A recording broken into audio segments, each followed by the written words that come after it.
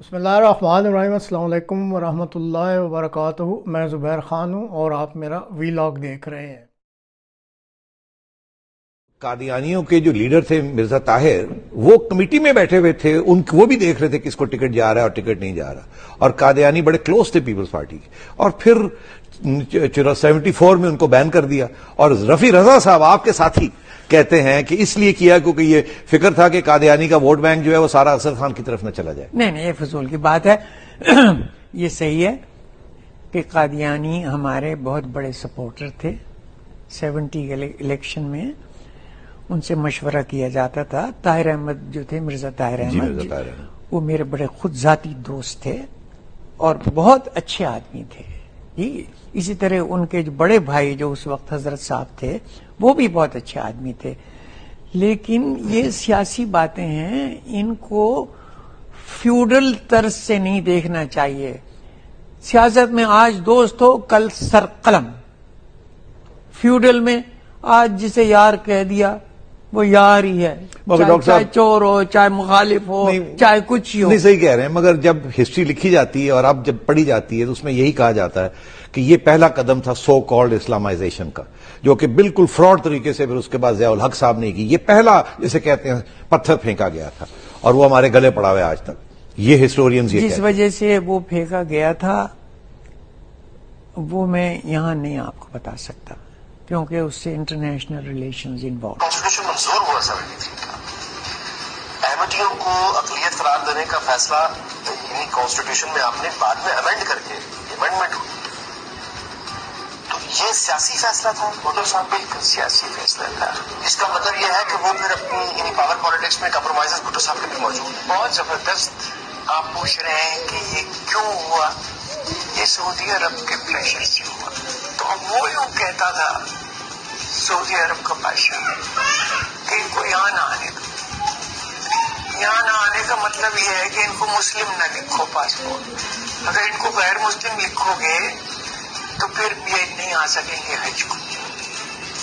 تو ساری بات احمدیوں کا، ساری تو نہیں، بڑی بات احمدیوں کا خانہ کعبہ میں جانے سے روکنے کے لیے شرطیں لگائیں۔ تو یہ امینڈمنٹ جو ہے یہ ٹوٹلی پولیٹیکل۔ مگر جب ہسٹری لکھی جاتی ہے اور اب جب پڑھی جاتی ہے تو اس میں یہی کہا جاتا ہے کہ یہ پہلا قدم تھا سو کالڈ اسلامائزیشن کا، جو کہ بالکل فراڈ طریقے سے پھر اس کے بعد ضیاء الحق صاحب نے کی۔ یہ پہلا جسے کہتے ہیں پتھر پھینکا گیا تھا اور وہ ہمارے گلے پڑا ہوا ہے آج تک۔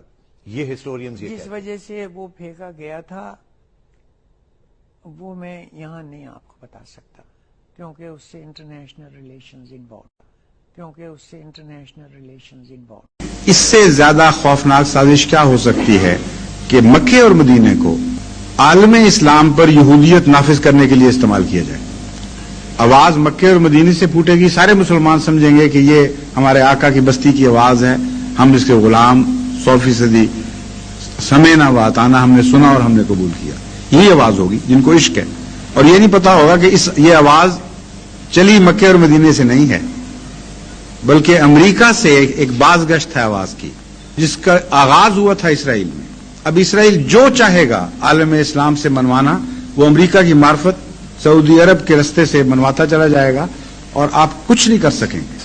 وہابیت کو اس کے ساتھ قابض کرنے کے لیے نہایت ہی خوفناک ایک سازش چلی ہوئی ہے جو کھل رہی ہے، اور اس سازش کو کامیاب بنانے کے لیے ساری توجہ جماعت احمدیہ کی طرف رکھی جا رہی ہے۔ کہتے ہیں یہ ایجنٹ ہے، انا للہ، ہم ایجنٹ، اور امریکہ کا غلام ملک پاکستان بیچارہ وہ ایجنٹوں کو نیست و نابود کرنے کی کوشش کر رہا ہے۔ اور اتنے بڑے فیصلے جماعت احمدیہ کے جو خلاف ہوئے ہیں، یہ امریکن بلیسنگ کے خلاف بغیر ہو سکتے تھے؟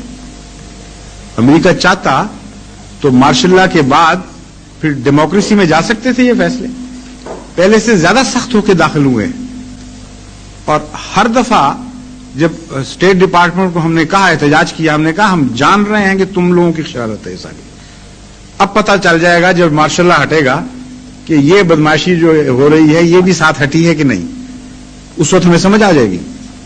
ہاں ہاں ہاں ہاں یہ کریں گے وہ کریں گے۔ جو پیکج ڈیل کروائی ہے امریکہ نے اقتدار کے انتقال کی، اس میں اس 8th امینڈمنٹ میں یہ شامل کیا، اور پہلے سے زیادہ سخت شکل میں شامل کیا ہے۔ اس لیے ان کو پتا ہے کہ اسلام کا ہمدرد سچی جماعت یہ ہے. ان کی طرف توجہ رہے گی تو سعودی عرب کی سازشوں کی طرف توجہ نہیں رہے گی.